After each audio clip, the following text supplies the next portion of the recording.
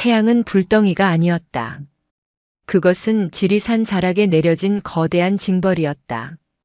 전쟁의 포화가 멎은 자리에 하늘의 포화가 시작된 듯 했다. 마지막 비의 기억이 아득한 산하는 속수무책으로 말라붙었다. 산내골 사람들의 밭은 쩍쩍 갈라져 허연 속살을 드러냈고 겨우 심은 옥수수대는 누렇게 타들어가 숫덩이처럼 변했다. 매미 소리마저 말라붙어 쇠붙이를 긁는 듯한 파여름이 되었다. 지리산 깊은 골짜기에 자리한 화전민 마을, 산내골은 죽음의 그림자에 잠겨 있었다. 마을 어귀의 당산나무는 잎사귀를 모두 떨군 채 앙상한 뼈마디 같은 가지만을 하늘로 뻗고 있었다. 마을의 촌장인 박영감은 그 나무 아래 먼지뿐인 평상에 앉아 텅 빈 하늘을 올려다보고 있었다. 그의 쭈글쭈글한 뺨은 이미 눈물마저 마른 지 오래였다. 이른 평생 이런 지독한 가뭄은 처음이었다. 전쟁통에도 살아남은 목숨들이 이제는 하늘의 무심함 앞에 쓰러져 가고 있었다. 하늘이시여, 이만하면 족하지 않으십니까? 제발, 제발 물 한 모금만. 그의 기도는 공허한 바람 속에 흩어졌다. 바로 그때 마을 공동 우물터에서 거친 고함 소리가 터져 나왔다. 인연이 지금 어딜 새치기 해. 우리 애가 죽어간단 말이오. 물 한 바가지도 못 준단 말이오. 박영감이 퉁 지팡이를 짚고 절뚝이며 달려가자 마을 아낙 둘이 머리채를 쥔 채 바닥을 뒹굴고 있었다.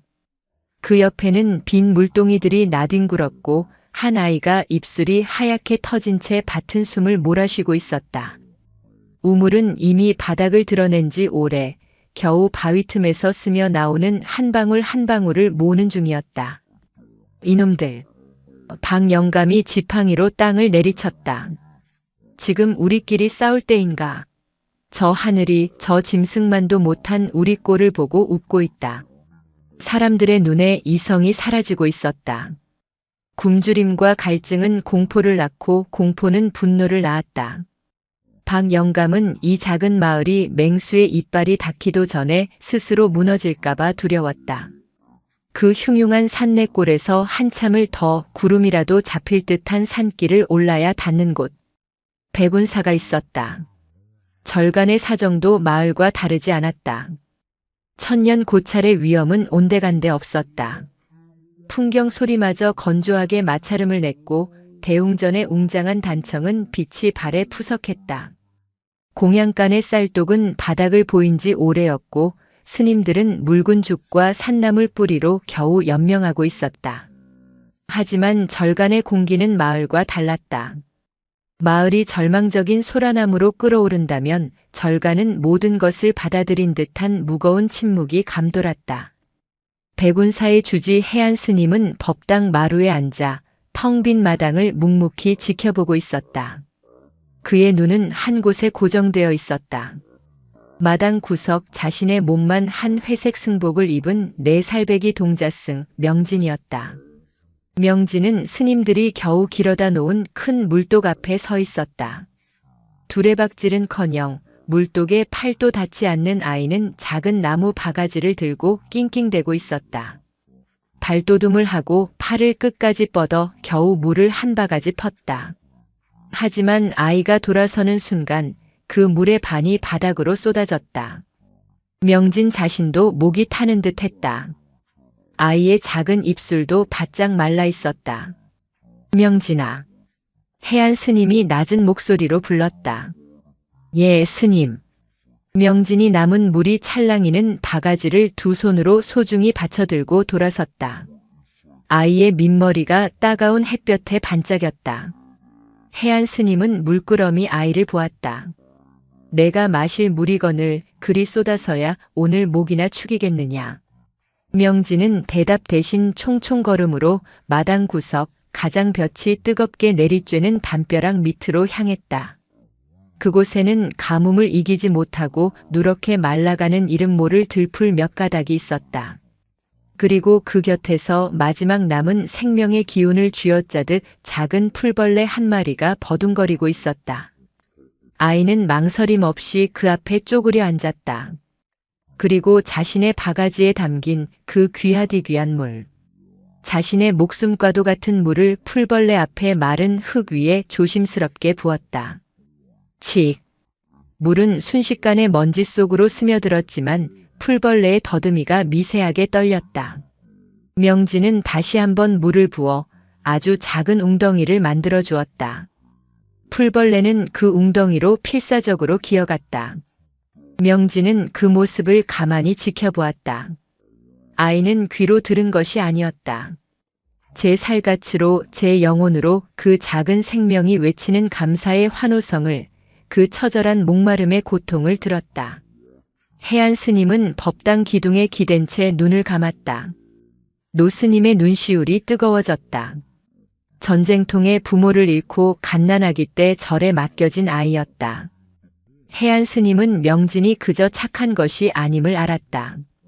아이는 모든 생명의 고통을 구별 없이 제 것처럼 느끼고 있었다. 그것은 축복이자 이 험한 세상을 살아가기에는 너무나 무거운 십자가였다. 저 아이가 저리 모든 것을 꿰뚫어 보니 과연 이 험한 세상을 어찌 살아갈꼬. 해안 스님은 전쟁은 끝났으되 사람들의 마음속 전쟁은 끝나지 않았음을 알았다. 지금 산내골 사람들이 겪는 고통은 단순한 가뭄 때문이 아니었다. 그것은 서로를 믿지 못하고 자신의 생존만을 위해 타인을 밀어내는 그 끝나지 않은 전쟁의 연장이었다. 스님. 명진이 어느새 해안 스님 곁으로 와 서 있었다. 이 벌레도 목이 마릅니다. 저 풀도 목이 마릅니다. 제가 목이 마른 것과 똑같습니다. 해안 스님은 천천히 눈을 떴다. 내 살배기 아이의 입에서 나온 말은 부처가 수천 년 전 보리수 아래에서 깨달은 연기법, 모든 존재가 그물처럼 얽혀있다는 진리의 다른 이름이었다. 내가 그러하니 해안 스님이 아이의 머리를 쓰다듬었다.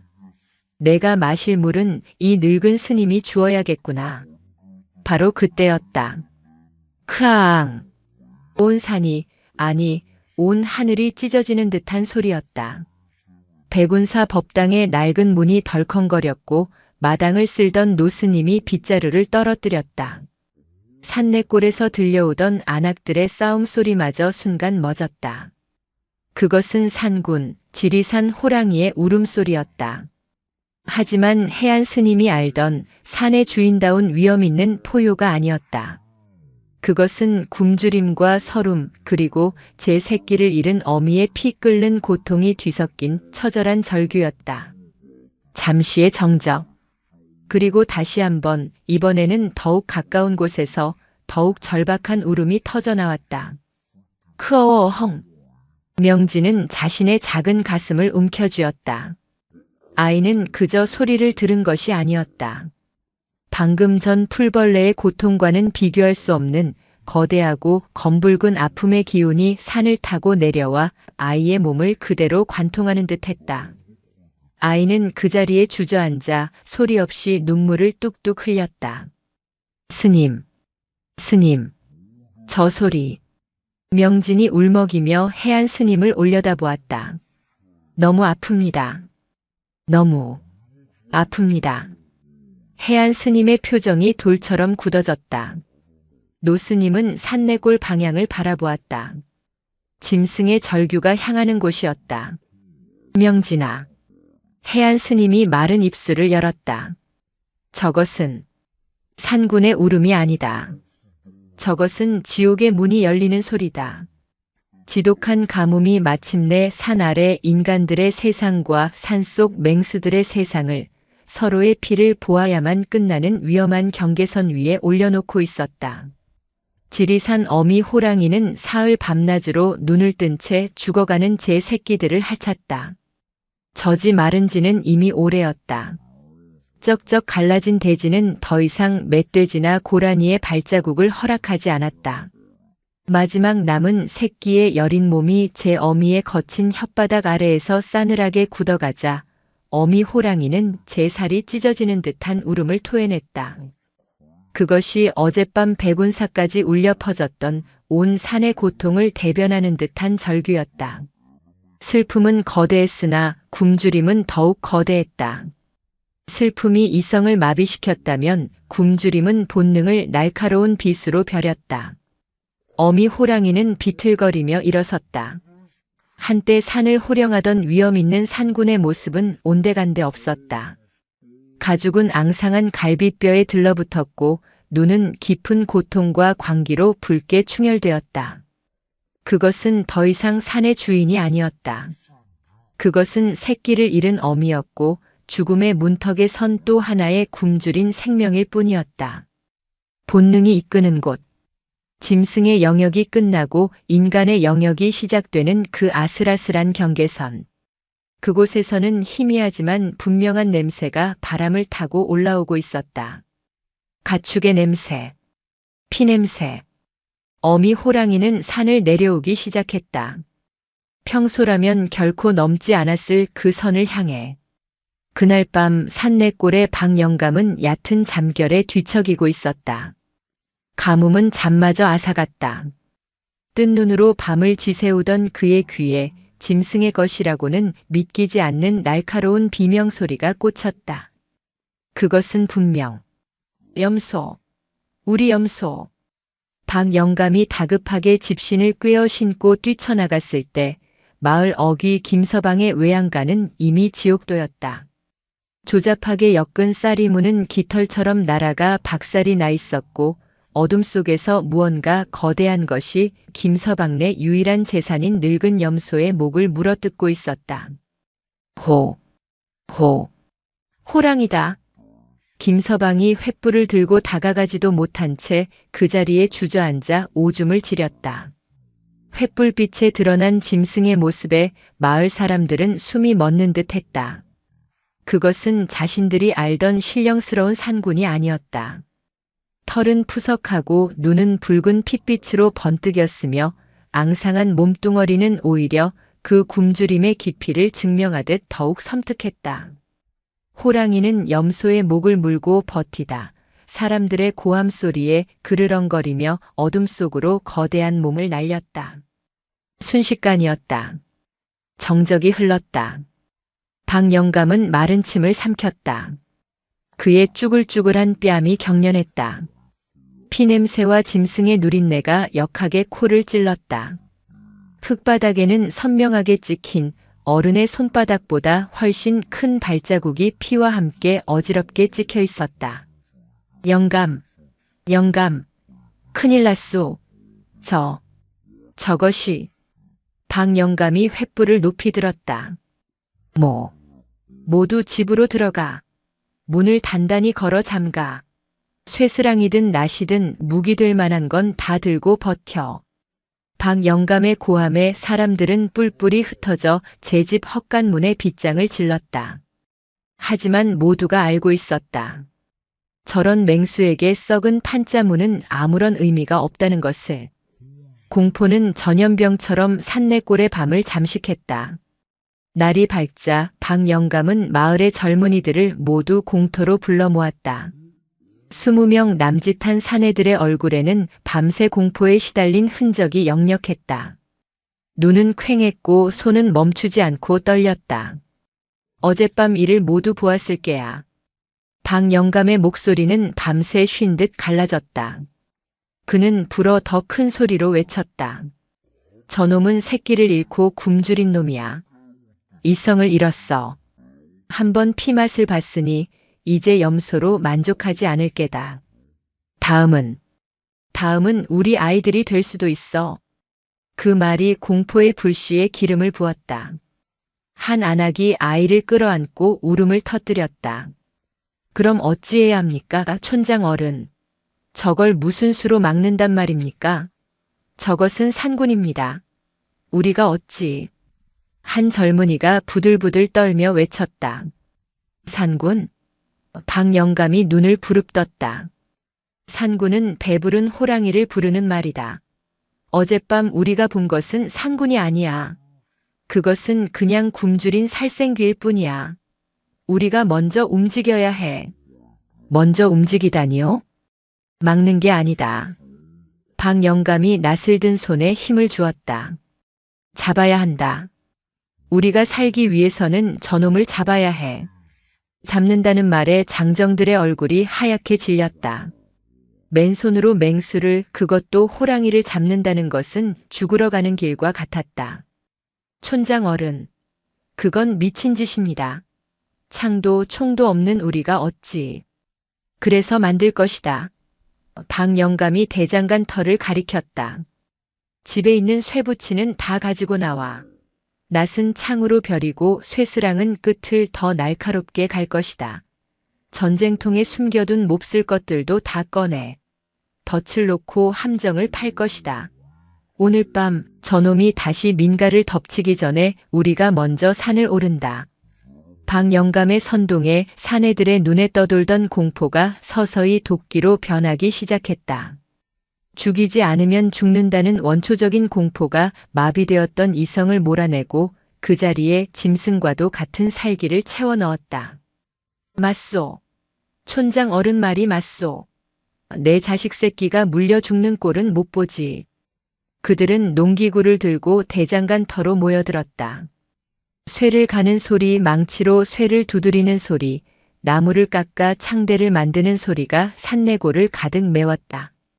그것은 생존을 위한 처절한 소리인 동시에 또 다른 생명을 끊어내기 위한 죽음의 소리였다.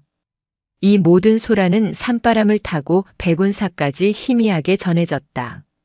해안 스님은 아침 공양을 위해 묽은 감자죽이 담긴 바루를 들고 법당에 앉아 있었다. 명진은 스님의 맞은편에 앉아 제 앞에 놓인 작은 바루를 물끄러미 내려다보고 있었다. 아이는 어젯밤의 그 거대한 고통의 울음소리를 잊지 못했다. 그리고 지금 산 아래에서 올라오는 그의 못지않은 날카로운 공포와 분노의 기운을 느끼고 있었다. 스님. 명진이 작은 목소리로 물었다. 호랑이는 왜 그렇게 아프게 울었습니까? 해안 스님은 죽을 한술 뜨려다 말고 수저를 내려놓았다. 굶주렸기 때문이지. 굶주림은 모든 생명에게 가장 큰 고통이다. 그것은 몸뿐만 아니라 마음까지 갉아먹는다. 그럼 마을 사람들은 왜 저렇게 화가 났습니까? 저 소리도 아픕니다. 해안 스님은 산내골 쪽을 바라보며 길게 한숨을 내쉬었다. 그들은 두렵기 때문이다. 두려움 또한 굶주림만큼이나 큰 고통이지. 그것은 마음을 갉아먹고 결국에는 이성까지 잃게 만든다. 스님은 명진의 맑은 눈을 바라보았다.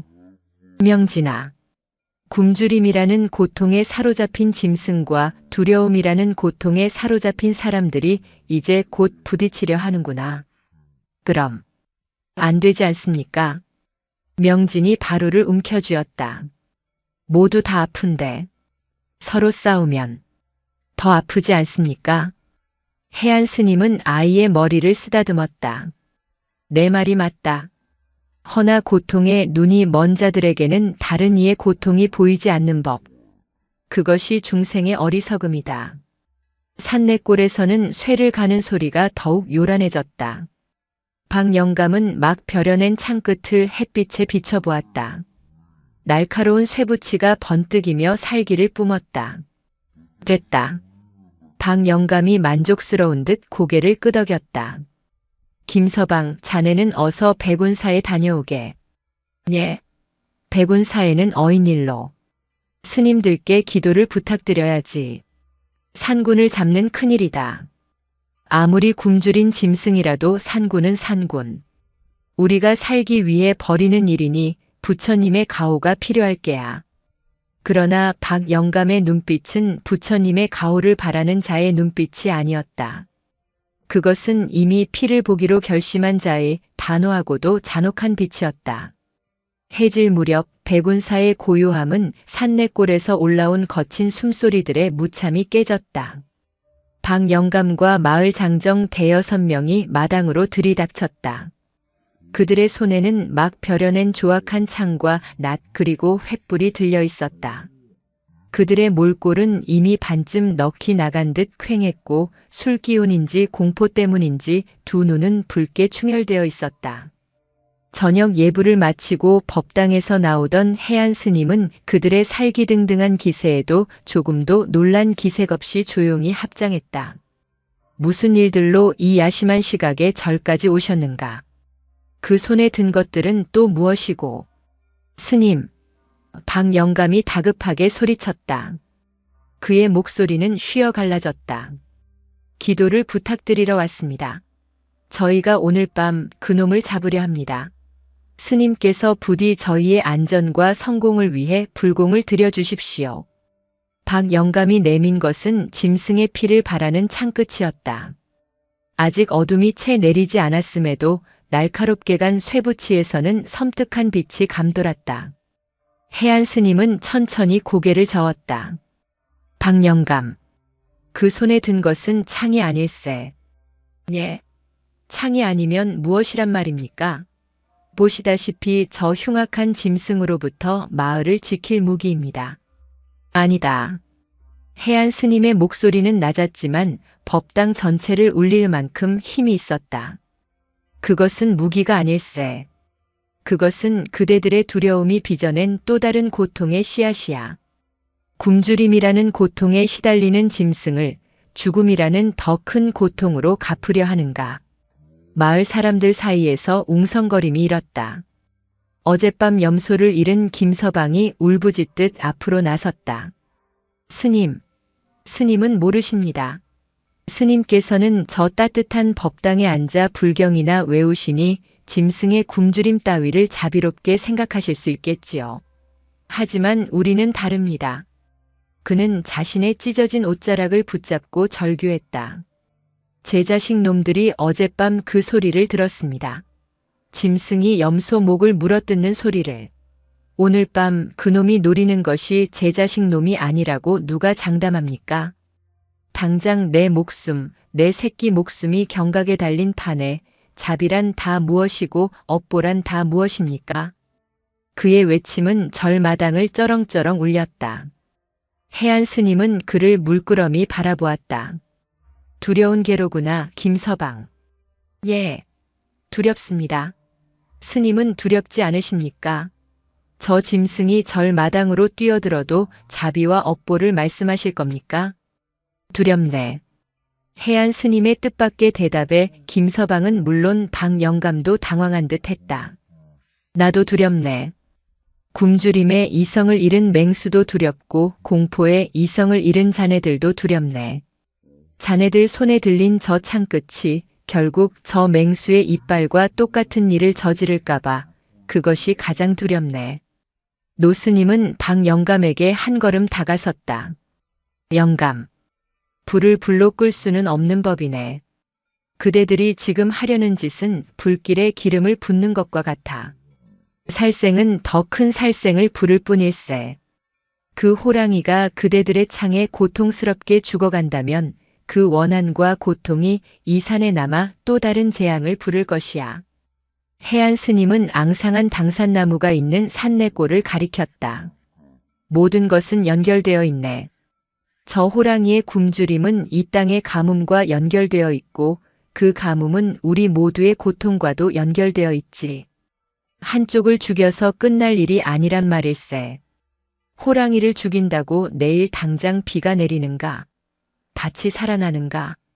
박영감은 해안 스님의 깊은 눈을 차마 마주하지 못하고 고개를 돌렸다.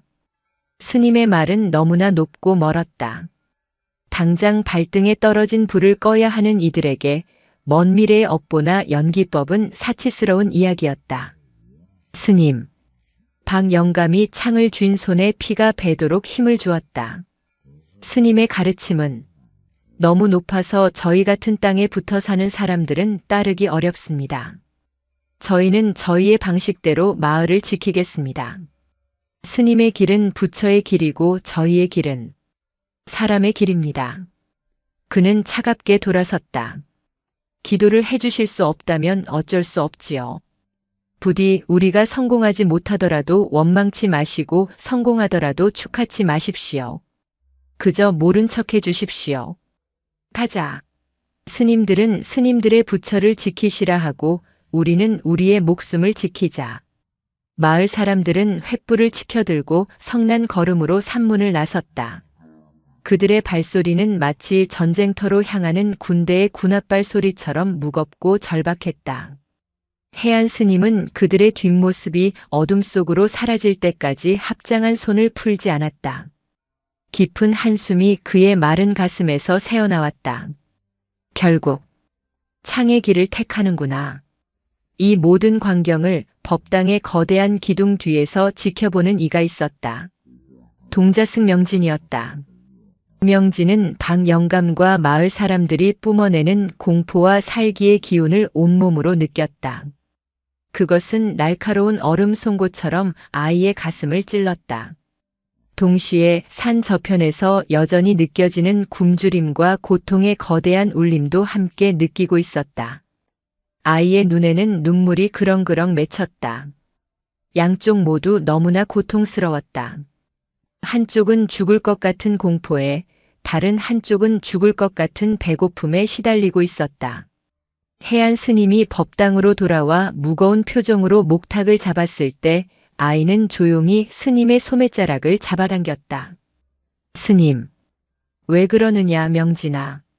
마을 사람들도, 호랑이도, 모두 다 너무 아픕니다. 스님, 정말 방법이 없습니까?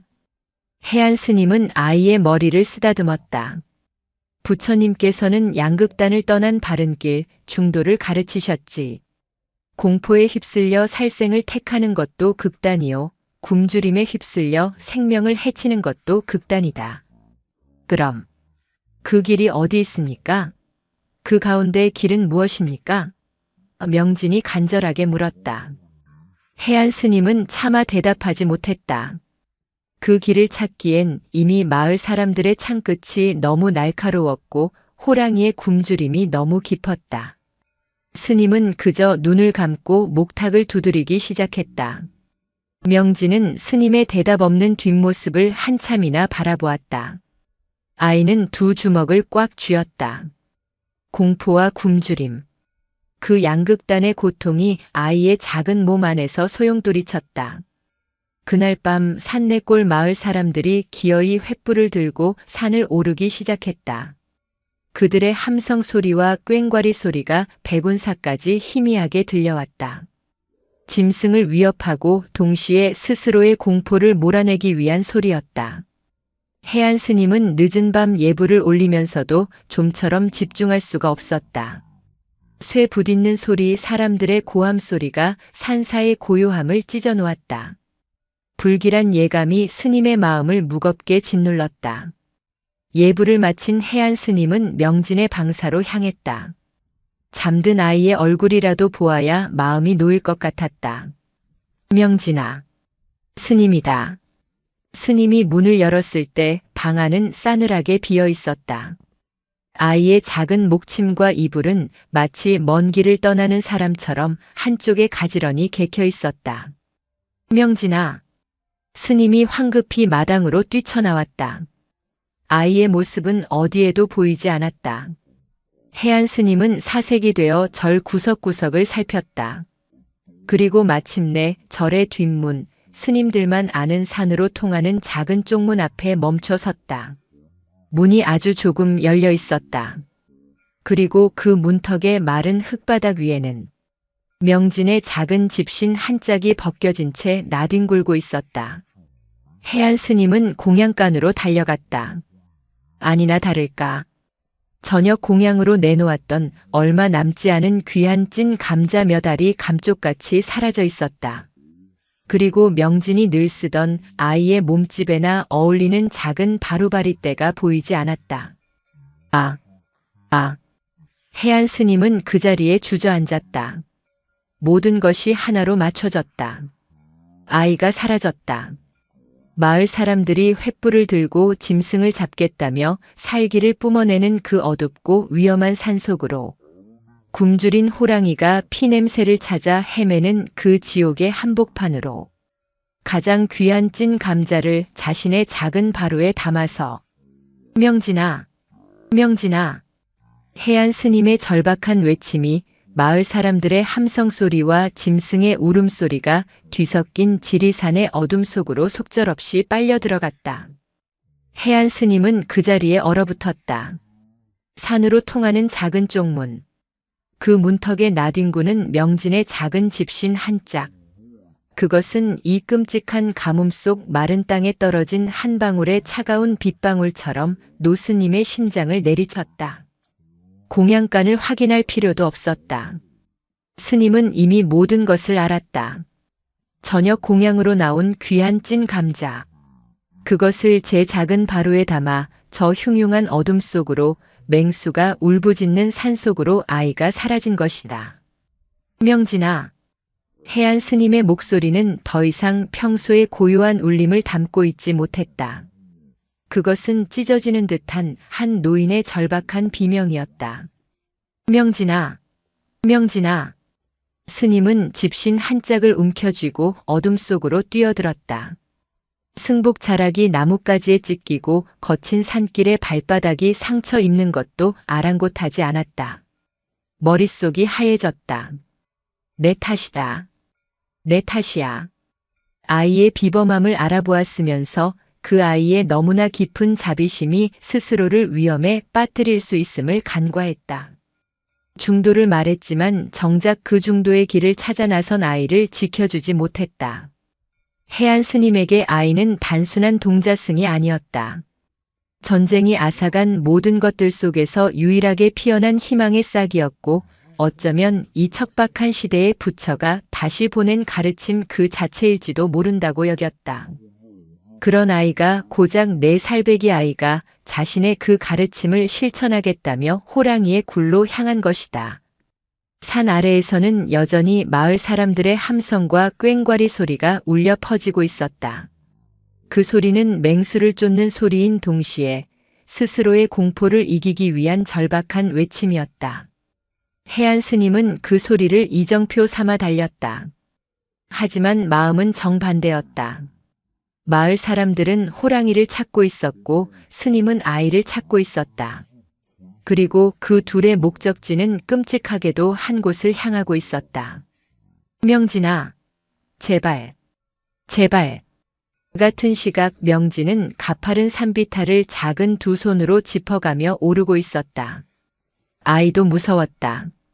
태어나서 처음으로 해안 스님의 품을 벗어나 칠흑 같은 어둠 속에 홀로 남겨졌다. 발 한쪽은 차가운 흙의 감촉을 그대로 느끼고 있었다. 산 짐승들의 알 수 없는 울음소리, 바람이 나뭇가지를 스치며 내는 괴기스러운 소리가 귓가를 파고들었다. 작은 몸이 공포로 오들오들 떨렸다. 눈물이 쉴 새 없이 흘러 뺨을 적셨다. 스님, 스님. 아이의 입에서는 저도 모르게 스승의 이름이 새어나왔다. 하지만 명진을 움직이게 하는 것은 공포보다 더 거대한 힘이었다. 그것은 고통의 울림이었다. 아이의 맑은 영혼은 산 저편에서 울려 퍼지는 거대한 아픔을 마치 등대비처럼 느끼고 있었다. 그것은 단순한 배고픔이 아니었다. 새끼를 잃은 어미의 슬픔, 제 몸 하나 가누지 못할 정도의 극심한 허기, 그리고 이제는 자신을 죽이러 오는 인간들의 살기까지 뒤엉킨 붉고 검은 고통의 소용돌이였다. 그리고 또 다른 고통. 산 아래에서 올라오는 횃불을 든 사람들의 고통. 그들의 공포와 분노 역시 날카로운 바늘이 되어 아이의 가슴을 찔렀다. 명진은 눈물을 닦았다. 아이는 제 가슴팍에 꼭 품은 찐 감자가 담긴 바루를 더듬었다.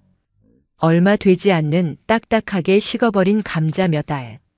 하지만 이것이 자신이 가진 전부였다. 스님께서 말씀하셨어. 모든 것은 연결되어 있다고. 호랑이도 마을 사람들도 나도. 다 아픈 거라고. 명진은 다시 비틀거리며 한 걸음 내디뎠다. 횃불의 빛과 함성 소리가 들려오는 방향을 피해서 오직 저 거대한 고통의 근원지가 느껴지는 곳을 향해 아이는 더 깊은 어둠 속으로 발을 옮겼다. 한편 산내골의 사냥 무리는 호랑이의 흔적을 쫓고 있었다. 찾았다. 여기다. 횃불빛 아래 김서방이 외쳤다. 그곳에는 어젯밤 염소의 피와 함께 찍혔던 그 거대한 발자국이 선명하게 남아 있었다. 이쪽이다. 놈이 이쪽 바위 틈으로 갔다. 박영감은 마른 침을 삼켰다. 사내들은 20명 남짓 되었지만 그들의 무기라고는 낫을 고쳐 만든 창과 쇠스랑이 전부였다. 훈련된 사냥꾼도 아닌 그저 공포에 질린 농부들이었다. 모두 횃불을 바짝 붙여라. 놈이 어둠 속에서 덮칠지 모른다. 그들의 함성 소리는 더욱 커졌지만 목소리의 끝은 미세하게 떨리고 있었다. 그들은 조금 더 나아갔다. 그리고 끔찍한 광경을 마주했다. 어젯밤 호랑이가 미처 다 먹지 못하고 숨겨둔 염소의 앙상한 갈비뼈와 가죽이었다. 피냄새와 부패한 내장 냄새가 역하게 코를 찔렀다. 에이, 천하이. 김서방은 눈이 뒤집혔다. 그는 제정신이 아니었다. 저놈이다. 저 짐승이 내 재산을, 내 새끼들을 위협하고 있어. 죽여야 한다. 오늘 반드시 저놈의 가죽을 벗겨야 해. 워워, 김서방. 진정하게. 박영감이 그를 말렸지만 소용없었다. 진정하라고. 촌장 어른은 적에 안 보이시오. 저놈을 살려두면 내일은 우리 중 누군가가 적골이 될 것이오. 김서방의 광기 어린 외침에 다른 사내들의 눈에도 이성 대신 살기가 번뜩였다. 공포는 극에 달하면 분노로 변하고 그 분노는 자신을 지키기 위한 가장 원초적인 폭력성을 끄집어냈다. 박영감은 불길한 예감을 느꼈다. 이것은 사냥이 아니었다. 이것은 그저 공포에 질린 자들의 광기 어린 발악이었다. 이러다간 호랑이를 잡는 게 아니라 우리가 잡히겠다. 그때였다. 멈추시오. 모두 멈추시오. 어둠 속에서 웬 노인이 머리카락이 산발이 된 채 승복이 다 찢어진 몰골로 달려나왔다. 해안 스님? 박영감이 눈을 의심했다. 해안 스님은 숨을 헐떡이며 거의 쓰러질 듯 사내들 앞을 가로막았다. 스님, 여긴 어인일이십니까? 위험합니다. 어서 절로 돌아가. 명진이가. 해안 스님은 덜덜 떨리는 손으로 무언가를 내밀었다. 그것은 아이의 작은 집신 한 짝이었다. 명진이가. 사라졌소. 순간 맹수를 잡겠다던 사내들의 함성 소리가 멎었다. 숲은 횃불 타는 소리만 남긴 채 정적에 휩싸였다. 그게 무슨? 아이가 이 산으로 들어왔단 말이오. 놈을 만나러. 제 발로 들어왔소. 박영감의 머릿속이 텅 비는 듯 했다. 내 살배기 동자승. 찐 감자. 굶주린 호랑이. 이 조각난 사실들이 하나의 끔찍한 그림으로 완성되었다. 맙소사. 김서방의 얼굴이 하얗게 질렸다. 그럼. 설마. 벌써. 그놈이 아이를? 그의 말은 끔찍한 상상을 불러일으켰다. 아이가 호랑이에게. 아니야. 해안 스님이 절규했다. 아직은 아니야. 아이는 놈을 해하러 온 것이 아니오. 놈을 구하러. 스님은 더 이상 말을 잇지 못하고 주저앉아 흙바닥을 내리쳤다. 내가 잘못 가르친 게야. 박영감은 창을 든 손을 부들부들 떨었다.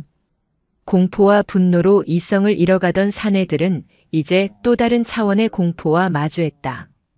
맹수를 사냥하는 것과 맹수의 뱃속에 있을지도 모르는 아이를 구하는 것은 전혀 다른 이야기였다. 촌장, 어떡합니까? 한 사내가 울먹이며 물었다. 박영감은 해안 스님이 내민 작은 집신을 바라보았다. 그 작은 집신이 그들의 손에 들린 날카로운 창보다 그들의 마음을 더 아프게 후벼 팠다. 찾는다. 박영감이 낮은 목소리로 말했다. 호랑이를 잡는 게 아니다. 지금부터 우리는 명진 스님을 찾는다. 사냥은 순식간에 수색으로 변했다. 하지만 그들의 목적지는 여전히 굶주린 호랑이가 기다리는 곳이었다. 산내골 장정들의 대오는 순식간에 둘로 갈라졌다. 김서방. 박영감이 쉰 목소리로 명령했다. 자네와 장정 절반은 이쪽 능선을 맡게. 횃불을 높이 들고 꽹과리를 쉬지 말고 치게. 놈의 주의를 끌어야 해. 촌장. 하지만 아이가. 그러니까. 박영감이 김서방의 멱살이라도 잡을 듯 소리쳤다. 아이가 놈과 마주쳤다면 우리가 소리를 내어 놈의 정신을 분산시켜야 하지 않겠나? 놈이 아이가 아니라 우리 쪽을 보게 만들어야 한단 말일세. 절대 먼저 창을 던지지 말게. 아이가 근처에 있을지 몰라. 김서방은 이를 악물었다. 그의 눈은 여전히 핏발이 서 있었지만 이제는 분노가 아니라 아이를 구해야 한다는 절박함이 섞여 있었다. 그는 고개를 끄덕이고 장정 몇을 이끌고 숲의 다른 쪽으로 내달렸다. 가자. 놈이 우리를 보게 만들어라. 소리를 높여라. 요란한 꽹과리 소리와 함성이 다시 산을 울리기 시작했다. 스님, 일어서십시오. 박영감이 해안 스님을 부축했다. 스님은 저희와 함께 가셔야겠습니다. 아이가 어디로 갔을지 스님만이 짐작하실 수 있을 겁니다. 해안 스님은 눈물을 닦고 일어섰다. 노스님의 눈에는 이제 슬픔 대신 아이를 찾아야 한다는 강인한 빛이 감돌았다. 아이의 발자국입니다. 횃불을 이리. 수색은 처절했다. 그들은 더 이상 맹수를 쫓는 사냥꾼이 아니었다. 그들은 칠흑 같은 어둠 속에서 세상에서 가장 작고 연약한 발자국을 찾는 구조대였다. 박영감은 횃불을 낮게 들어 흙바닥을 비췄다. 여기입니다. 그곳에는 집신 한 짝을 신은 발자국과 다른 한쪽의 맨발자국이 나란히 찍혀 있었다. 이쪽입니다. 아이가. 이 험한 데. 그들은 아이의 흔적을 따라 조심스럽게 그러나 다급하게 발걸음을 옮겼다. 아이의 발자국은 횃불과 함성이 들려오는 아래쪽이 아니라 더 깊고 험준한 산골짜기를 향하고 있었다. 어째서 이쪽으로? 놈을 피한 게 아닙니다. 해안 스님이 떨리는 목소리로 말했다. 마을 사람들을, 우리를 피한 것입니다. 우리가 놈을 해칠까봐, 우리가 살생을 저지를까봐. 아이는 우리마저 피해서 놈에게로. 박영감은 쿵 하고 망치로 머리를 맞은 듯한 충격을 받았다. 내 살배기 아이가 굶주린 짐승뿐만 아니라 그 짐승을 죽이려는 인간들마저 구하기 위해 이 길을 택했다는 말인가. 그들의 발걸음이 더욱 빨라졌다. 한편 명진은 가파른 바위 틈에 다다랐다. 아이는 더 이상 걸을 힘이 없는 듯 했다. 긁히고 찢어진 작은 발에서는 피가 배어나왔다. 스님. 아이의 몸은 공포와 추위, 탈진으로 사시나무처럼 떨렸다. 바로 그때였다. 그르르르. 아주 가까운 곳에서 짐승의 낮은 울음소리가 들렸다. 그것은 어젯밤의 그 거대한 절규가 아니었다. 그것은 끓어오르는 용암처럼 고통과 허기가 뒤엉켜 목구멍 깊은 곳에서부터 새어나오는 죽음에 가까운 신음소리였다. 명진은 숨을 멈췄다. 고개를 들자 거대한 바위와 쓰러진 고목나무들이 얽혀 만들어진 어두운 굴이 보였다. 어젯밤 염소의 피냄새와 짐승의 누린내가 지독하게 풍겨나왔다. 저기 안에 있어. 아이의 영혼이 속삭였다. 저 안에 산을 울게 했던 그 거대한 고통이 도사리고 있었다. 명진은 마지막 남은 힘을 쥐어짰다. 아이는 가슴에 품었던 나무 바루를 꺼냈다. 그리고 식어 빠진 찐 감자 몇 알을 그 안에 고이 담았다. 산 아래에서는 여전히 김서방 무리의 꽹과리 소리가 요란하게 울렸다. 그리고 다른 한쪽에서는 자신을 부르는 해안 스님과 박영감의 다급한 목소리가 바람을 타고 희미하게 들려왔다. 명진아, 어디 있느냐? 명진아. 명진은 양쪽의 소리를 들었다. 한쪽은 짐승을 향한 분노였고 다른 한쪽은 자신을 향한 걱정이었다.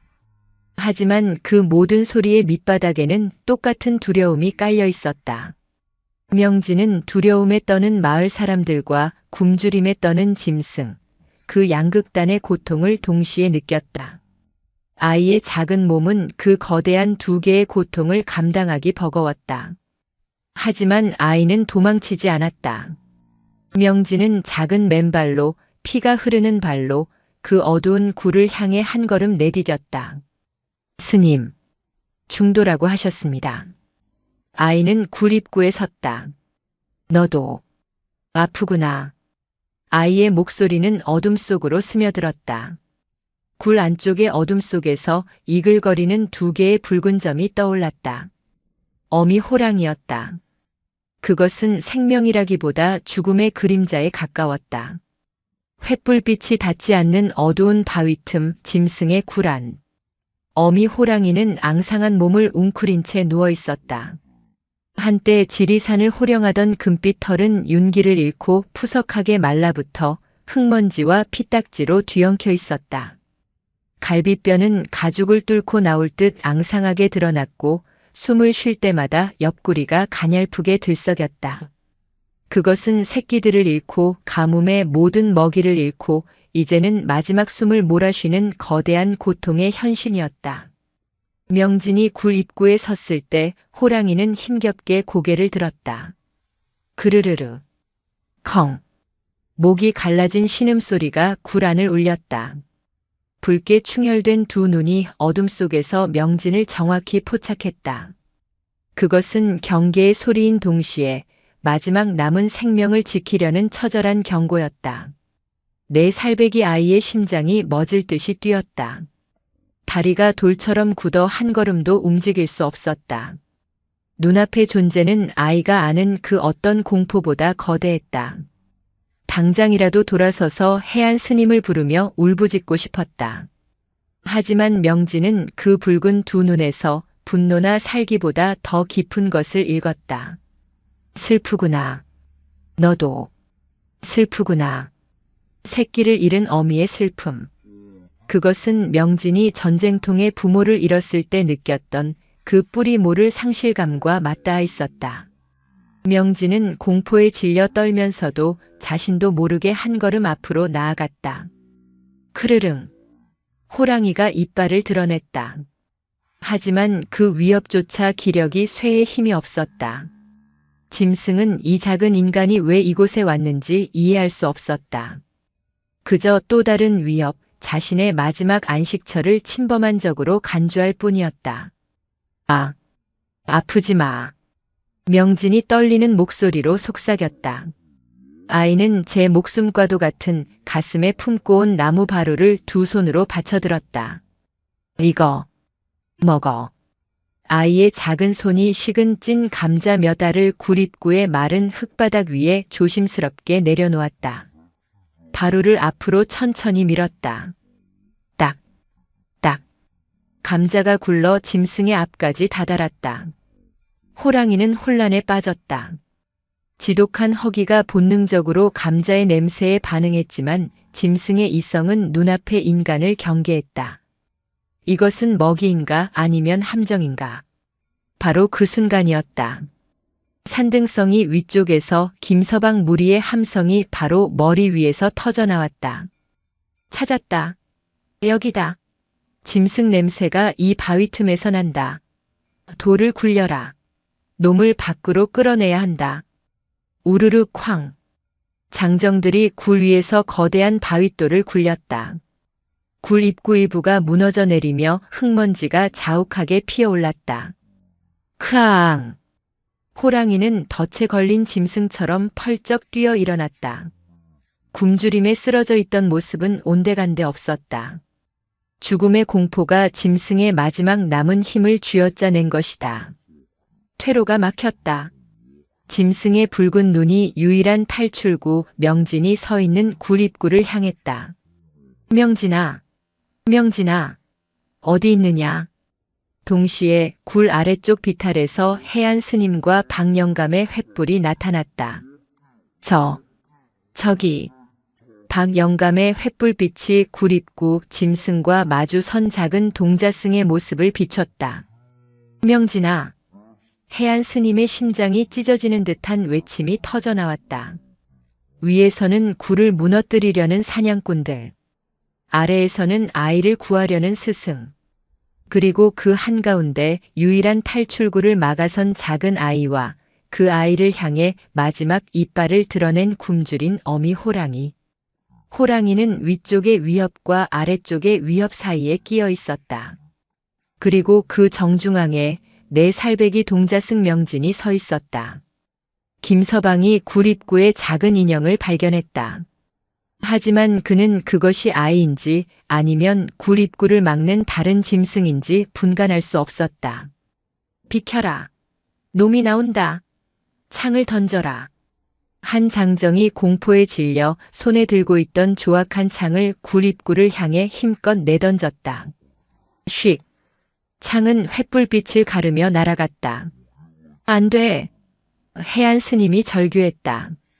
창은 명진을 향하지도 호랑이를 향하지도 않았다.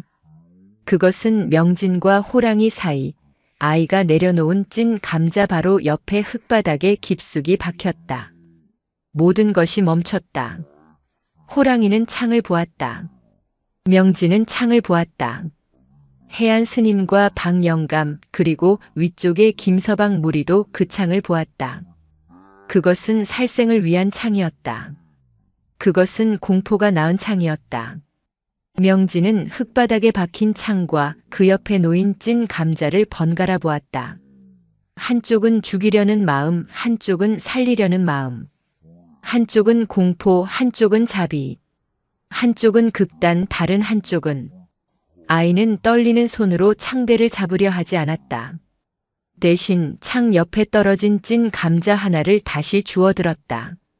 그리고 펄펄 끓는 분노와 공포로 숨을 몰아쉬는 호랑이를 향해 다시 한번 그것을 내밀었다. 아프지 마. 먹어. 아이의 맑은 눈동자는 공포에 질려 있었지만 그 안에는 맹수를 향한 한치의 원망도 미움도 담겨 있지 않았다. 오직 함께 아파하는 마음만이 가득했다. 호랑이는 이 기묘한 상황에 숨을 멈췄다. 자신을 죽이려 하는 인간들의 살기와 자신에게 먹을 것을 내미는 이 작은 생명체. 명진은 그렇게 굶주림과 공포, 살생과 자비, 그 양극단의 칼날 위에서 위태로운 중도의 길을 홀로 걷고 있었다. 시간이 얼어붙었다. 횃불의 불꽃이 공중에서 굳어버린 듯 했다. 굴을 울리던 짐승의 흉흉한 신음소리도 위에서 돌을 굴리던 사내들의 고함소리도 아래에서 아이를 부르던 스승의 절박한 외침도 그 모든 것이 하나의 정지된 그림이 되었다. 그 정지된 그림의 한가운데 흙바닥에 박힌 조악한 창이 있었다. 그것은 공포가 빚어낸 살이었다.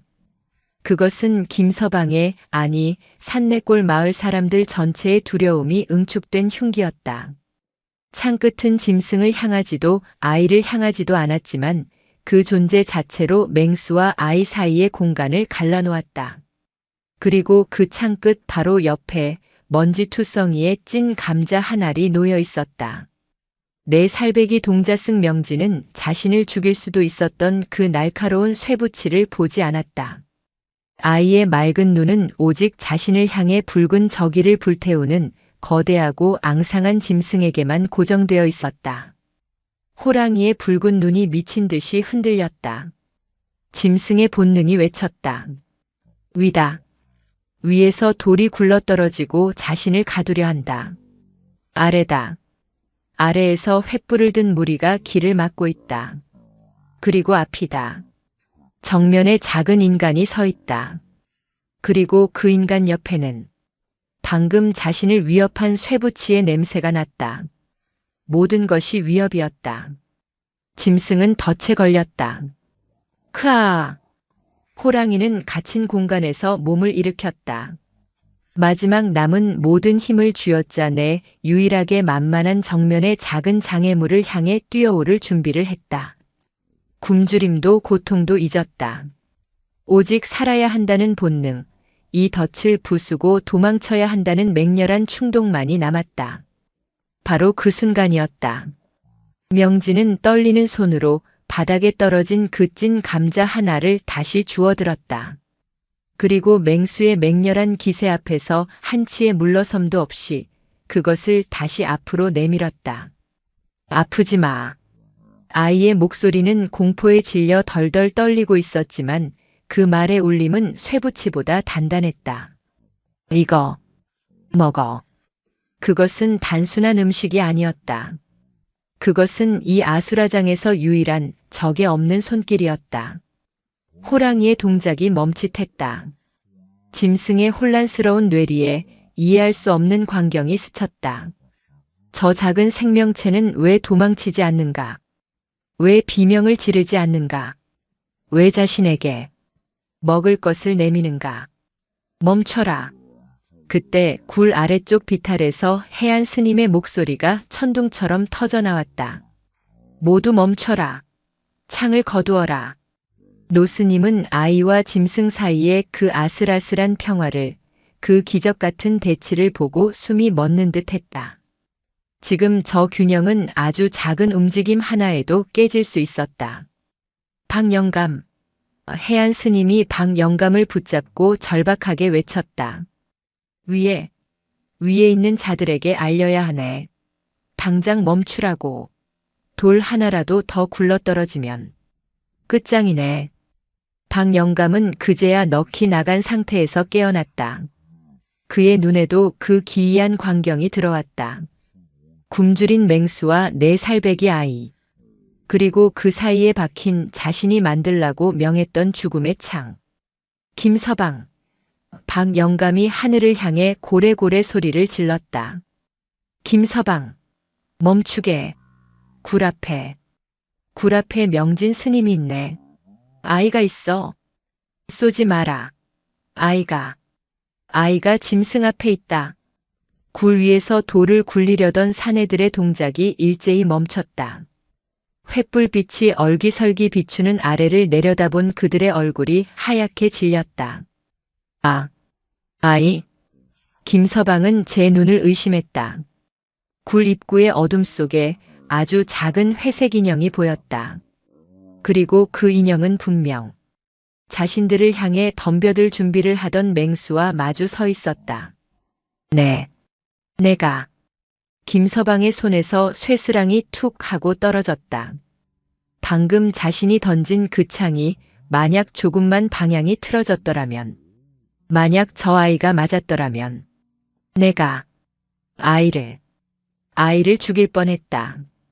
그의 다리가 풀려 그 자리에 주저앉았다. 맹수를 잡겠다는 살기는 온데간데 없고 자신이 저지른 끔찍한 짓에 대한 공포가 온몸을 사로잡았다. 염소를 잃은 분노도 맹수에 대한 두려움도 그 순간 모두 사라졌다. 인간들의 소란이 잠시 멎자 숲은 다시 기묘한 정적에 휩싸였다. 호랑이는 여전히 명진을 노려보고 있었다. 하지만 그 눈빛 속의 살기는 아까의 그 창과도 같았던 맹렬함은 조금씩 잦아들고 있었다. 짐승은 다시 한번 위와 아래를 살폈다.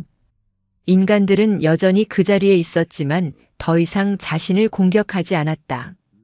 그리고 정면의 아이는 여전히 그 작은 손에 감자를 들고 있었다. 호랑이는 으르렁거리는 소리를 낮췄다. 그 대신 목구멍 깊은 곳에서부터 고통스러운 신음소리가 새어나왔다.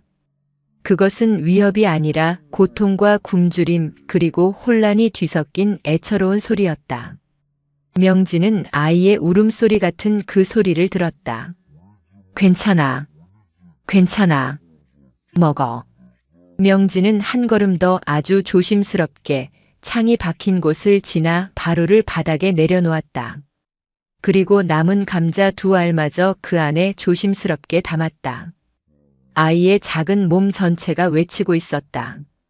나는 너를 해치지 않아. 나는 내가 아픈 것을 알아. 해안 스님은 그 광경을 보며 합장한 손을 부들부들 떨었다. 눈물이 비오듯 쏟아졌다. 저것이다. 저것이 중도다. 노스님은 평생을 불경 속에서 찾아 헤맸던 그 길을 지금 눈앞에서 목도하고 있었다. 공포에 사로잡혀 창을 던진 마을 사람들. 그것은 한쪽 극단이었다. 굶주림에 사로잡혀 이성을 잃은 짐승. 그것은 다른 한쪽 극단이었다. 해안 스님 자신조차 살생은 안 된다고 말렸지만 정작 그 굶주림을 해결할 방법은 제시하지 못했다. 그건 역시 또 다른 극단에 치우친 생각이었을지 몰랐다. 그러나 저 아이는 명진은 그 양극단의 한가운데에 섰다. 굶주린 자에게는 먹을 것을 주고 공포에 질린 자에게는 그 공포의 무기를 멈춰 세웠다. 박영감은 해안 스님의 중얼거림을 들었다. 그는 해안 스님과 명진 그리고 호랑이를 번갈아 보았다. 스님의 길과 사람의 길이 다르다고 했던 자신의 말이 떠올랐다. 그는 부끄러움에 얼굴을 들 수 없었다.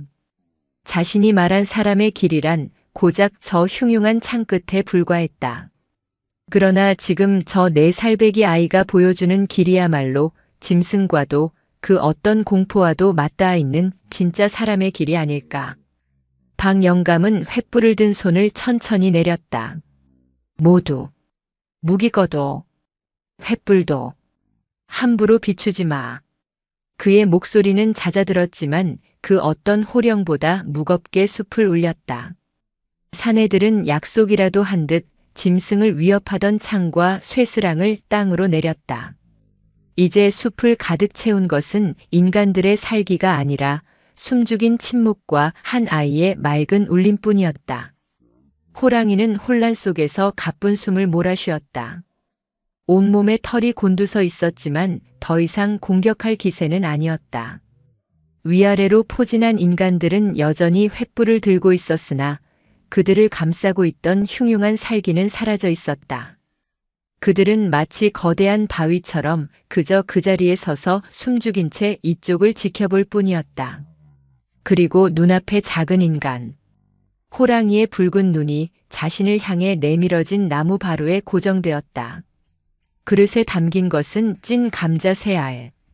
지독한 굶주림 속에서 며칠 만에 처음 보는 먹을 것이었다. 본능이 위액을 분비시켰다. 하지만 이성은 여전히 경계심을 풀지 못했다. 이것은 함정인가? 저 창처럼 자신을 유인하기 위한 속임수인가?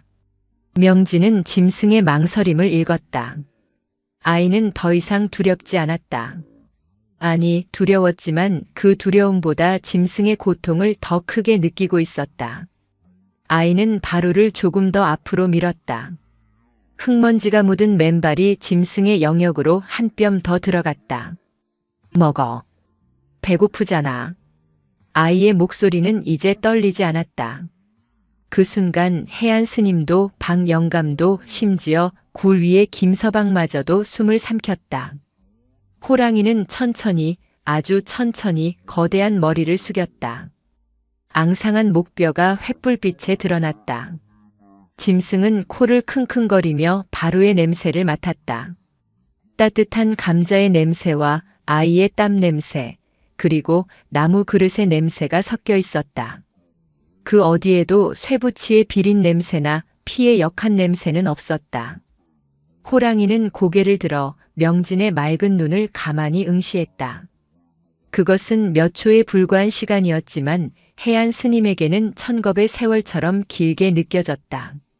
짐승의 눈과 아이의 눈이 마주치는 순간 노스님은 그곳에서 언어를 넘어선 교감이 이루어지고 있음을 깨달았다. 굶주린 어미의 고통과 모든 것을 잃었던 아이의 슬픔이 서로를 알아본 것이다. 호랑이는 다시 천천히 고개를 숙였다. 그리고 어젯밤 염소의 목덜미를 단숨에 물어 끊었던 그 거대하고 날카로운 이빨이 아주 조심스럽게 나무 바루 속에 감자 한 알을 물었다. 아이는 손을 거두지 않았다. 짐승은 감자를 입에 물고 한쪽 구석으로 물러나 그것을 씹기 시작했다. 우적우적. 메마른 숲속에 짐승이 감자를 씹는 소리만이 유일하게 울려 퍼졌다. 그것은 흉포한 맹수의 식사가 아니었다. 그것은 너무나 오랫동안 굶주린 생명체가 겨우 얻은 한 끼를 필사적으로 삼키는 처절하고도 슬픈 소리였다. 명진은 가만히 지켜보다가 나무 바루를 굴 안쪽으로 조금 더 밀어 넣었다.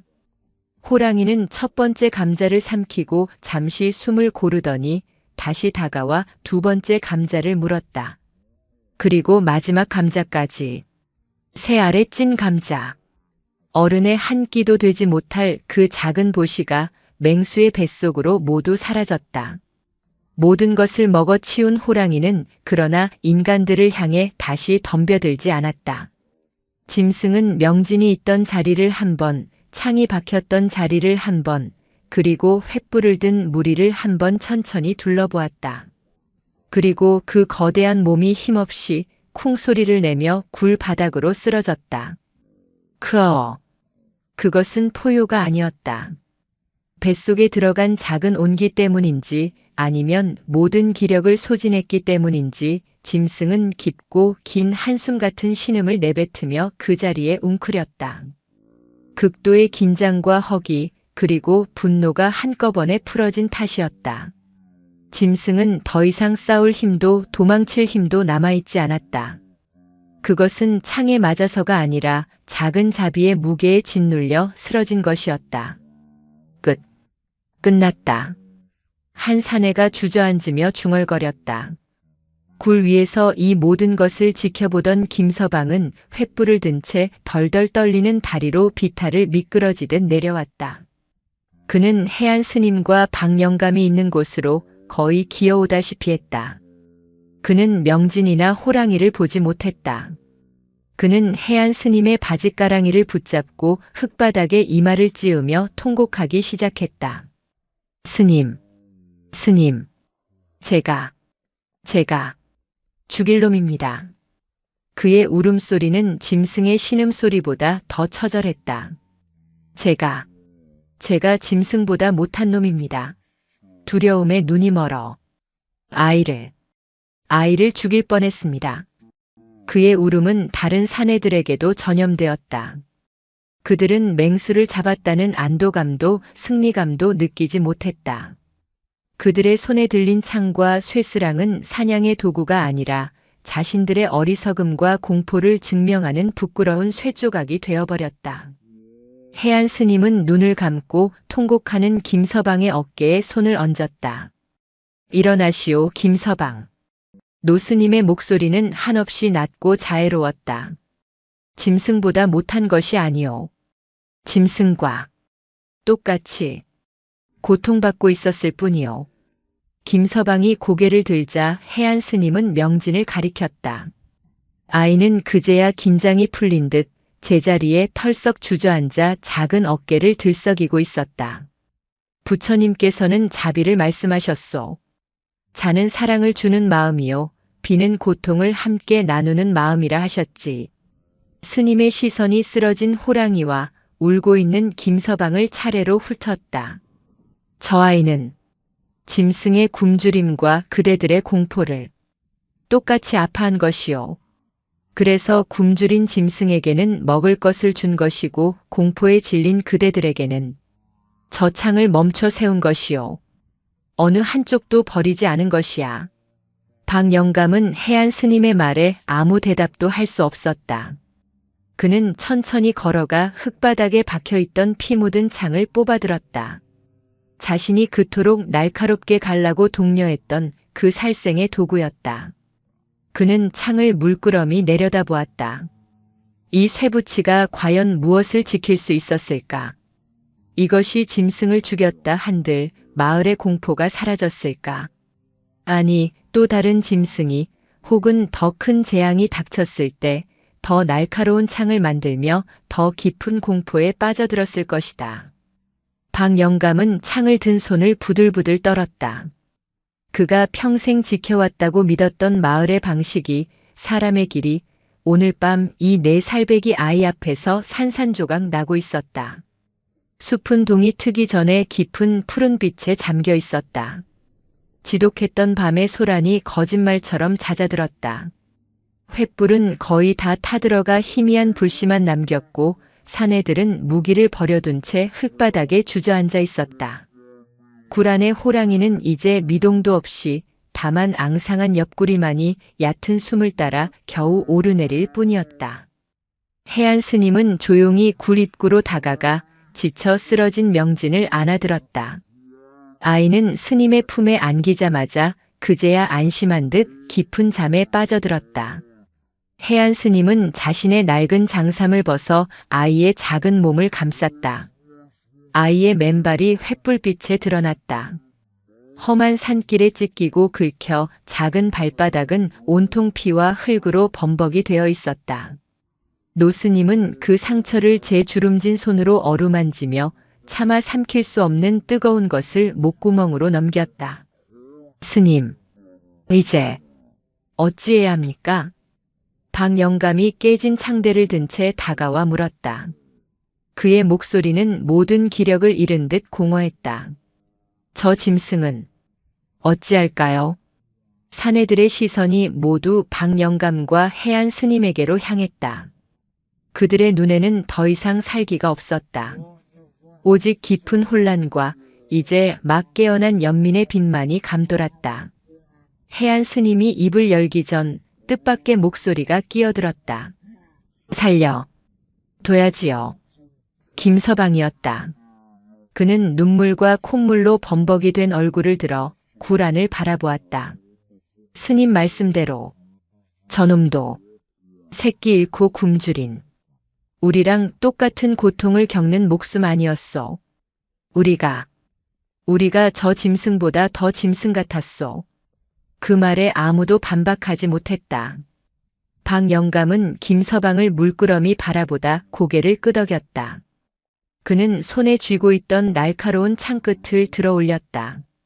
그리고 그것을 바위에 힘껏 내리쳤다. 쨍! 쇠 부딪는 소리가 새벽 공기를 날카롭게 갈랐다. 창끝은 부러지지 않았지만 박영감은 그것을 멀리 숲 어둠 속으로 던져버렸다. 산의 것은 산으로 보낸다. 박영감이 낮은 목소리로 선언했다. 놈은 놈의 고통을 겪고 있고 우리는 우리의 고통을 겪고 있다. 오늘 밤 우리는 짐승을 잡으러 온 것이 아니라 부처님의 가르침을 저 작은 아이에게서 배우러 온 것이다. 모두 하산한다. 해안 스님은 명진을 안은 채 말없이 서 있는 마을 사람들을 둘러보았다. 그들의 얼굴은 공포와 분노 대신 깊은 부끄러움과 지친 평온함으로 물들어 있었다. 박영감, 해안 스님이 입을 열었다. 그대들의 말이 맞소. 하지만 오늘 밤 우리가 본 것은 단순히 짐승을 살려두는 자비가 아닐세. 스님은 앙상한 지리산의 능선을 바라보았다. 이 지독한 가뭄이 짐승을 굶주리게 했고 그 굶주림이 짐승을 민가로 이끌었소. 짐승의 이빨은 그대들을 두렵게 했고 그 두려움이 그대들의 손에 창을 쥐게 했소. 그 창은 또다시 짐승의 분노를 불렀지. 이 모든 것이 쇠사슬처럼 얽혀 서로가 서로를 고통스럽게 하고 있었소. 해안 스님은 이것이 바로 부처가 말한 연기법, 모든 것이 원인이 되어 결과로 이어진다는 가르침임을 깨달았다. 어느 한쪽을 끊어낸다고 해결될 일이 아니었소. 짐승을 죽인다고 이 가뭄이 끝나고 그대들의 두려움이 사라졌겠는가? 아니요. 더 큰 원한과 더 깊은 공포만이 남았을 것이요. 스님은 잠든 명진의 뺨을 쓰다듬었다. 이 아이는 그 쇠사슬을 끊어낸 것이 아니요. 그 쇠사슬의 고통을 제 한 몸으로 끌어안은 것이요. 굶주림이라는 고통과 공포라는 고통 사이에 이 아이는 보시와 자비라는 다리를 놓았소. 그것이 저 창끝보다 강한 부처님께서 말씀하신 진짜 중도의 길입니다. 아무도 그 말을 온전히 이해하지 못했을지도 모른다. 하지만 그들은 보았다. 창이 멈추고 맹수가 감자를 받아먹는 기적을. 산내골로 돌아오는 길은 횃불 없이도 어둡지 않았다. 동쪽 하늘이 희미하게 밝아오고 있었다. 아무도 말을 하지 않았다. 함성 소리도 꽹과리 소리도 없었다. 그저 흙을 밟는 발소리와 상처 입은 무기들이 서로 부딪혀내는 둔탁한 소리뿐이었다. 사내들은 짐승의 가죽 대신 부끄러움과 함께 깊은 성찰을 짊어지고 산을 내려왔다. 마을 어귀에는 밤새 공포에 떨던 안악들과 노인들이 초조하게 그들을 기다리고 있었다. 그들은 승리한 사냥꾼의 모습이 아닌 엉망이 된 몰골로 돌아오는 사내들을 보고 의아해했다. 그리고 그 행렬의 가장 앞에서 찢어진 승복을 입은 해안 스님이 피투성이가 된 명진을 안고 걸어오는 것을 보았다. 박영감은 마을 사람들 앞에 섰다. 그리고 호랑이의 가죽이 아닌 부러진 창대를 땅에 던졌다. 그는 호랑이를 잡지 못했다고 말하지 않았다. 대신 지난밤 산속에서 있었던 일을 내 살배기 동자승이 굶주린 짐승에게 제밥을 내어준 이야기를, 그리고 그 작은 자비가 맹수의 이빨과 자신들의 창끝을 모두 멈추게 한 이야기를 담담하게 풀어놓았다. 마을에는 무거운 침묵이 흘렀다. 날이 완전히 밝았을 때 박영감은 마을 우물가에 섰다. 오늘부터 절에서 감자죽을 술 것이네.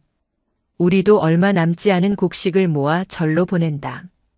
우리만 먹을 것이 아니라 산에 있는 놈에게도 보내야 한다. 촌장, 그게 무슨... 명진 스님은 풀벌레에게도 재물을 나누었네. 우리는 저 짐승에게 창을 꽂으려 했고, 누가 사람이고 누가 짐승인가. 저 짐승이 굶주리지 않으면 다시는 민가로 내려오지 않을 것이야. 우리가 살 길은 짐승을 죽이는 것이 아니라 짐승과 함께 사는 길이었소. 백운사로 돌아온 해안 스님은 작은 약사발에 맑은 물을 떠와 명진의 상처투성이 발을 씻겼다. 흙과 피가 씻겨나가며 아이의 여린 살결에 남은 붉은 상처들이 드러났다. 스님은 약초를 찧어 아이의 발에 정성껏 발라주었다. 명진은 여전히 깊은 잠에 빠져 있었다. 해안 스님은 아이의 상처를 메어주고 마당을 내다보았다. 지독한 가뭄은 여전했다. 하늘은 구름 한 점 없이 메말랐고 대지는 여전히 갈라져 있었다. 아무것도 변하지 않은 듯 했다. 하지만 해안 스님은 알았다. 모든 것이 변했다. 산내골 사람들의 마음에, 그들의 공포로 가득 찼던 마음에 아주 작은 변화가 시작되었다. 노스님의 마른 눈가에서 뜨거운 눈물 한 방울이 굴러떨어졌다. 그것은 슬픔의 눈물이 아니라 깊은 환희의 눈물이었다. 눈물방울은 명진의 상처 입은 작은 발등 위로 툭 하고 떨어졌다. 가뭄은 끝나지 않았으나 오늘 이 마른 땅에 해안 스님은 잠든 아이를 향해 미소 지었다. 연꽃이 한 송이 피었구나, 명진아. 새벽빛이 백운사 문창오지를 희미하게 밝힐 무렵 명진은 제 방 이부자리에서 눈을 떴다. 아이의 첫 숨은 얕고 아팠다. 온몸이 낯선 고단함에 묶인 듯 무거웠다. 아이는 천천히 제 발을 내려다보았다. 험한 산길에 찢기고 긁혔던 발은 이제 하얀 천으로 정성스럽게 감싸여 있었다. 약초의 서늘하고 쌉싸래한 향기가 코끝을 간지럽혔다. 일어났느냐? 방문이 열리고 해안 스님이 맑은 물이 담긴 그릇을 들고 들어왔다. 노스님의 얼굴은 밤새 한숨도 자지 못한 듯 수척했지만 그 눈빛만은 그 어느 때보다 깊고 따뜻했다. 스님. 명진의 목소리가 작게 잠겨 나왔다. 아이는 지난밤의 일이 꿈인지 생시인지 분간이 가지 않았다. 맹수의 붉은 눈, 흙바닥에 박혔던 창, 그리고 호랑이는요? 해안 스님은 아이의 곁에 앉아 물수건을 적셔 아이의 땀과 먼지로 얼룩진 얼굴을 닦아주었다. 아직 산에 있다. 아픈가요? 아직도 배가 고픈가요? 해안 스님은 아이의 맑은 눈을 가만히 들여다보았다. 그 눈에는 맹수에 대한 공포가 아니라 오직 그 고통에 대한 걱정만이 담겨 있었다. 스님은 희미하게 미소 지었다. 너와 나 그리고 산내골 사람들 모두가 그러하듯 아직은 배가 고플 게다. 스님은 아이를 부축해 일으켜 앉혔다. 하지만 명진아, 어젯밤 너는 아주 중요한 것을 우리에게 가르쳐 주었다. 우리는 모두 배가 고프고 모두가 두렵다는 것을. 그리고 그 굶주림과 두려움은 서로 나누어야만 견딜 수 있다는 것을 말이다. 같은 시각 산내골 마을은 무거운 침묵 속에 동이 트고 있었다. 사내들은 뜬 눈으로 밤을 지새웠다. 그들은 지쳐 쓰러진 아내와 아이들 곁에 앉아 어젯밤 숲속에서 보았던 그 기이하고도 경이로운 광경을 되새기고 있었다. 자신들의 손에 들렸던 창 끝의 섬뜩함과 아이가 내밀었던 감자 한 알의 무게를. 박 영감은 뜬 눈으로 밤을 새우고 마을 공터로 나왔다. 그리고 마을의 종을 쳤다. 얼마 남지 않은 마을 사람들이 하나둘 지친 기색으로 모여들었다. 그들의 눈에는 이제 어찌 되는 것인가 하는 불안감이 서려 있었다. 박 영감은 말없이 어젯밤 산에서 주워온 부러진 창대를 공터 한가운데에 박았다. 우리는 졌다. 박 영감의 첫마디에 사람들이 술렁였다. 촌장 어른, 그게 무슨 짐승에게 진 것이오? 아니다. 박 영감이 고개를 저었다. 우리는 짐승에게 진 것이 아니다. 우리는 우리 자신의 두려움에 졌다. 그리고 저 절의 내 살배기 동자승에게 졌다. 박 영감은 지난밤의 일을 다시 한번 차근차근 설명했다. 그리고 어젯밤 자신이 해안 스님과 나누었던 대화를 짐승과 함께 살 길을 찾아야 한다는 그 막막한 약속을 전했다. 예상했던 대로 거센 반발이 터져나왔다. 미쳤소, 촌장. 지금 우리 입에 풀칠하기도 힘든 판에 저 짐승에게 곡식을 나누자고. 내 새끼가 굶어 죽어도 맞소. 그놈은 짐승이요. 오늘은 감자를 먹었지만 내일은 우리 아이를 노릴지 어찌아오. 공포는 사라지지 않았다. 그것은 가뭄처럼 사람들의 마음밭에 깊이 뿌리박혀 있었다. 바로 그때였다. 아니요. 그들을 가로막은 것은 어젯밤 짐승을 향해 처음 창을 던졌던 김서방이었다. 그는 핏발선 눈으로 무리 앞으로 나섰다. 여러분들 말이 다 맞소. 나도 어젯밤까진 그렇게 생각했소. 내 염소가 죽었을 때 내온 재산이 내 새끼들의 목숨이 위험하다고 생각했소. 그래서 누구보다 먼저 창을 들었소. 그는 흙바닥에 박힌 창대를 바라보았다. 그런데 보았소. 나는 똑똑히 보았소. 그 짐승이 그 아이를 물 수 있었소. 10번도 더 물 수 있었소. 하지만 놈은 그러지 않았소. 그 굶주린 짐승도 자기를 해치지 않으려는 작은 아이 앞에서 이빨을 거두었소. 김서방은 울먹이며 말을 이었다. 하지만 우리는 어떠했소? 나는 그 아이가 있는 줄도 모르고 창을 던졌소. 만약 내 창이 조금이라도 빗나갔더라면 나는 짐승이 아니라 부처님을 죽인 셈이요. 그의 절규에 마을 사람들은 입을 다물었다. 우리는 짐승만도 못했소. 김서방이 흙바닥에 주저앉아 통곡했다. 이제 빚을 갚아야 하오. 촌장 어른 말씀대로 그 아이가 살린 목숨 우리가 거두어야 하오. 그것이 우리가 다시 사람으로 살 수 있는 유일한 길이요. 박 영감은 김서방의 어깨를 두드렸다. 그리고 마을 사람들을 향해 고개를 숙였다. 나도 안다. 우리 모두가 굶주리고 있다는 것을. 하지만 생각해보게. 우리가 어젯밤 짐승을 죽였다 한들 이 가뭄이 끝났겠는가? 우리의 두려움이 사라졌겠는가? 아니, 우리는 짐승의 피를 본 더 무서운 짐승이 되어 서로를 물어뜯고 있었을 게야. 어제 우물가에서처럼. 그는 백운사를 가리켰다. 저 작은 아이는 우리에게 길을 보여주었네. 짐승을 죽이는 길이 아니라 짐승의 굶주림을 우리의 굶주림과 똑같이 여기는 길을 말이네. 그것이 부처의 길이고 이제 우리가 따라야 할 사람의 길일세. 박 영감은 자신의 집으로 가 지붕 처마에 매달아 두었던 마지막 옥수수 한 줄을 들고 나왔다. 그리고 그것을 공터 중앙에 놓았다.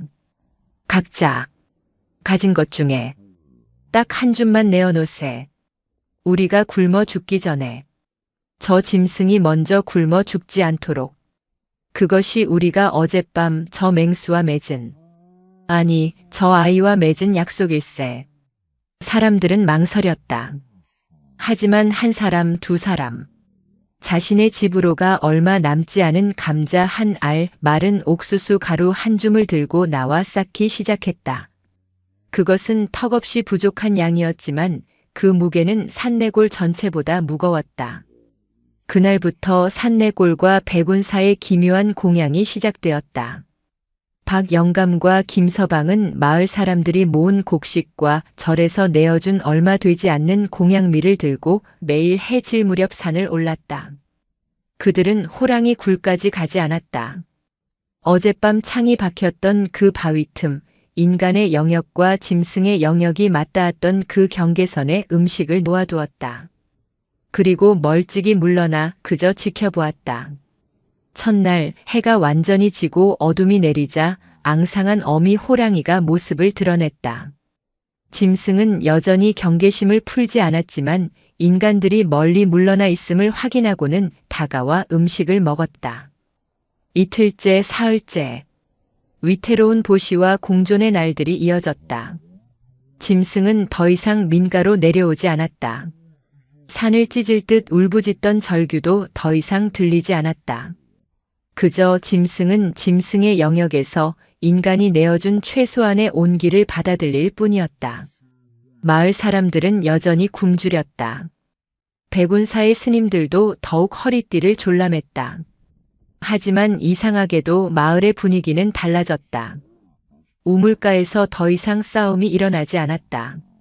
서로가 서로에게 물 한 바가지를 더 양보했다. 굶주린 아이를 위해 옆집에서 마지막 남은 감자 반쪽을 나누었다. 짐승에게조차 자비를 베풀었던 그들은 하물며 곁에 있는 이웃의 고통을 더 이상 외면할 수 없게 된 것이다. 공포와 분노가 가득했던 산내골 사람들의 눈에 서서히 온기가 돌기 시작했다. 그렇게 열흘쯤 지났을까. 명진의 발은 이제 상처가 아물어 다시 마당을 아장아장 걸어 다닐 수 있게 되었다. 아이는 그날도 어김없이 첫장에서처럼 자신의 작은 바로에 물을 받아들고 마당 구석의 마른 풀벌레에게 향했다. 그때였다. 하늘은 여전히 메말라 있었지만 지리산 정상에서부터 기묘한 바람이 불어오기 시작했다.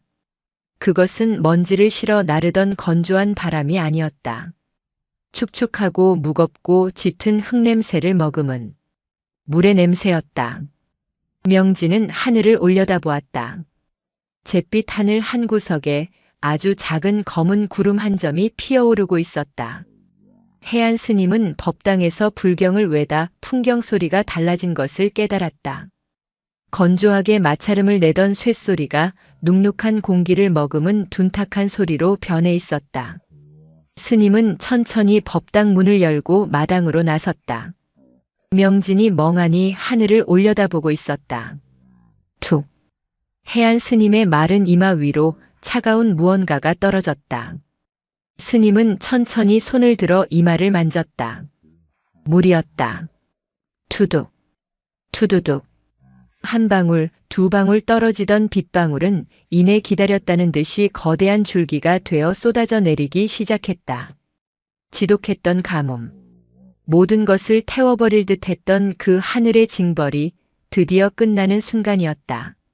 산내골 사람들은 빗소리에 뛰쳐나왔다. 그들은 비명을 지르거나 환호하지 않았다. 그저 쏟아지는 비를 맞으며 쩍쩍 갈라진 마른 땅이 물을 흠뻑 빨아들이는 소리를 들었다.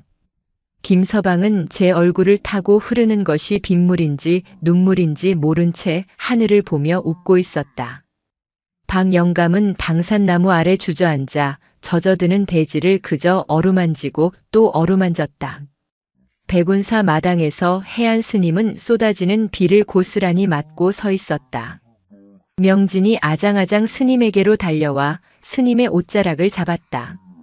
스님, 비가 옵니다. 이제 아무도 배고프지 않습니까?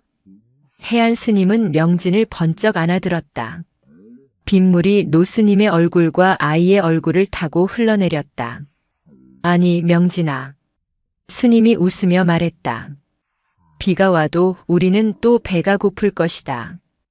이 비가 그치면 언젠가 가뭄은 또 올 것이다. 짐승은 또 굶주릴 것이고 우리는 또 두려워할 것이다. 명진은 스님의 말을 이해하지 못하고 고개를 갸웃거렸다. 그럼 우리가 한 일은 아무것도 아닙니까? 아니다. 해안 스님은 아이를 더 높이 안아 올리며 비에 젖은 지리산을 바라보았다. 너는 우리에게 가장 중요한 것을 가르쳐 주었다. 스님은 빗소리로 가득 찬 세상을 향해 마치 설법을 하듯 말했다. 우리는 고통을 피할 수 없으나 그 고통에 잡아먹히지 않는 법을 배웠다. 우리는 두려움을 피할 수 없으나 그 두려움이 창이 되지 않게 하는 법을 배웠다. 해안 스님은 명진의 맑은 눈을 바라보았다. 너는 우리에게 굶주린 짐승과 두려워하는 인간, 그 양극단의 고통 사이에서 서로에게 기꺼이 찐 감자 하나를 내어주는 길이 있음을 보여주었다.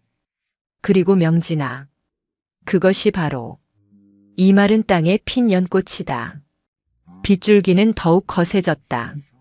저 멀리 산속 박영감이 던져버렸던 부러진 창끝 위로 빗물이 씻겨내리며 붉은 녹을 닦아내고 있었다. 그리고 그 곁에서 물기를 머금은 이름 모를 풀씨 하나가 조용히 싹을 틔울 준비를 하고 있었다. 지리산은 그렇게 긴 고통의 밤을 지나 자비의 비로 젖고 있었다.